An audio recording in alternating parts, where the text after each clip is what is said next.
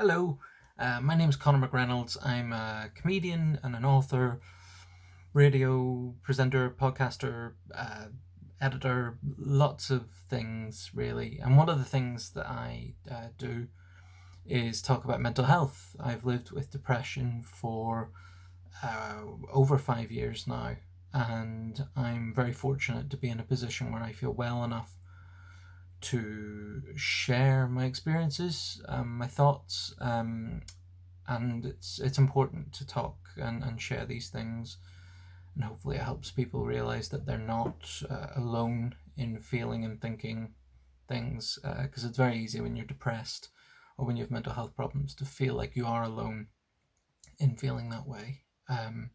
Depression's very good at making you feel isolated like that. Thursday, the 10th of September this year, is World Suicide Prevention Day, and I wanted to talk a little bit about an area of the suicide conversation that I don't think we talk about enough. And it's an area, it's a thing called passive suicidal ideation. When I was first diagnosed with depression, I was told that I was experiencing passive suicidal ideation, and I was kind of like, I was thrown by it because of that word suicidal. At no point at this point had I considered ever taking my life. So to be told that I was experiencing something called passive suicidal ideation, that was a bit of a shock to the system, because suicidal, that's a big word. Obviously, it's a word that carries a lot of weight. And basically, to explain what passive suicidal ideation is, it might be obvious to some people from the name, but certainly for me, when I first heard it, I didn't fully appreciate what it was. Passive suicidal ideation differs from what we think of when we hear the word suicidal. When we hear the word suicidal, we think that somebody actively is planning or wanting to take their life or to do something to end their life. But passive suicidal ideation is where you aren't planning on doing something to yourself. You're not planning on ending your life. It's the desire to be dead. And there is a difference between those things. So I was having thoughts where I didn't want to be alive anymore. I was very, very unhappy and I wanted to be dead, but I didn't want to take my life. So for me, what passive suicidal ideation looked like were thoughts of wishing I would, get a kind of fatal illness or be involved in an accident. Sort of fantasies about, being hit by a bus or something. So I didn't want to take my life. I wasn't thinking I would step out in front of a bus. I was just thinking it would be best if something happened to me. So it's that difference between planning something and passively wanting something to happen. I hope that makes sense. And yeah, I thought this a lot. I thought that people in my life would be better off if I weren't in their lives. My partner, my friends, my family, co-workers. I was very, very unhappy, and I didn't want to bring anyone else down with me. I was so miserable, and I really thought, particularly my partner, who is now my wife, I thought her life would be better if I wasn't in it. That she, I knew that my friends and my family and my partner would be upset, obviously, if I wasn't there. But I thought eventually they would get over that upset. and that after some initial hurt and upset that their lives would eventually be better. And I really believed this, like to my core, really believed that. And I just didn't want to be alive. I was having a really difficult time, like grand scheme of things. So many people had things so much worse, but depression doesn't offer you proportionality on your depth of feeling. You don't have the luxury when you're depressed of looking at someone and saying, oh well, they have it worse, so I feel proportionally better. Everything's relative, and while I'm very lucky in so many respects in my life, I also felt that things in some ways couldn't have been worse for me. And that's not a reflection on my friends or my family. It was me. I was unwell. I was ill. And I had these thoughts that made me unwell. And crucially, I thought that hating yourself so much to the point where you don't want to be alive anymore, I thought that was normal. I really didn't see a problem with it.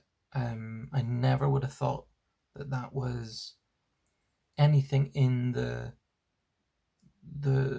sphere of suicide, of unhealthy thoughts, because I think mostly people are quite self-deprecating, and I don't really think that culturally we're encouraged to have healthy relationships with ourselves. You think of all the terms where we use the prefix self, self-interested, self-centered, someone who loves themselves. That's for some mad reason a bad thing. And so I didn't have a healthy relationship with myself. I didn't respect myself. I didn't love myself. I didn't care about myself. And I guess my thoughts just traveled further and further down that path. And, I found myself at a place where I wanted me to be dead. I didn't love or respect myself enough to want to be alive. And those thoughts happen, and those thoughts progress and progress. And the reason why passive suicidal ideation is something that you really can't afford to ignore is that, that's not the last stop on that journey, on that thought process. You don't just stop at passive suicidal ideation.